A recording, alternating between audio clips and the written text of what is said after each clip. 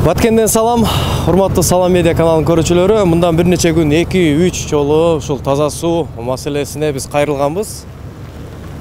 Бүгүн жыйынтыгы чыгып, таза суу ишканасынан жумушчу тобу бир бригадабыз бар деген. Ошо бригадасы келип, ошол Тургунбай Садыков көчөсү бүткөн жерде азыр чоо жайын билүү үчүн труба тешилгенби же эскилиги жеткенби ушуну аныктоо үчүн атайын жумушчу топ келип бүгүн ишини баштаган.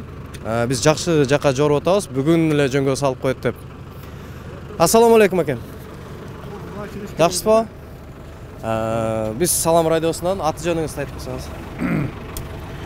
Мен таза суу ишканасында бригадир болуп иштейм. Бүгүн атыңыз ким? Атым Балтабаев Райымбек.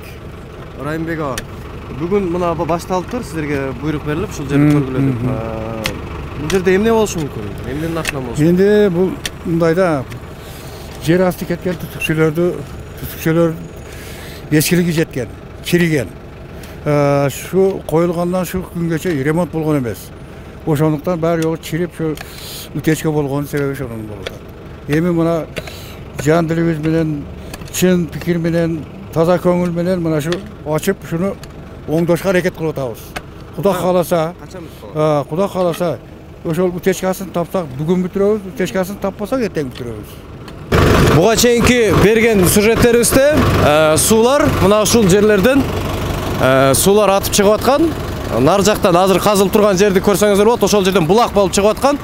Азыр булар ал жерди да казып көрүшкөн, анан бул жакты да казып көрүшүп, азыркы учурда ошол иликтөө иштерин жүргүзүп атат. Кайсыл жерден труба тешилген, түтүкчө тешилген. Мындан тышкары Салихов көчөсү боюнча дагы иш алып барабыз деди. Дагы башка көптөгөн иштер ошо немелер боюнча, жарылган түтүктөр боюнча толук түрдө иш алып барып, жакынкы күндөрдө баарысын бүтүрөбүз деди. Биз эмне дегибиз келет? Бүгүнкү берген сюжетибизде таза суу ишканасына чоң ыраазычылык билдиребиз. Алар тез реакция кылган үчүн Баткен шаардык мэриясына дагы ыраазычылык билдиребиз. Салам медиа, Баткен.